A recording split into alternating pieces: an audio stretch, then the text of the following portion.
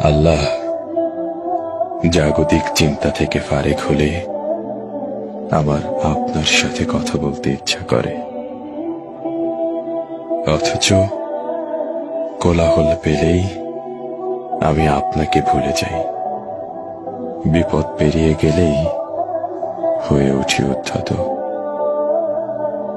নিজের হাসরের দিকে তাকালে দেখি গুনাহের ভারে নুয়ে আছে আমার মিজান। পুলসিরাত পার হব, নেই তেমন কোনো জান।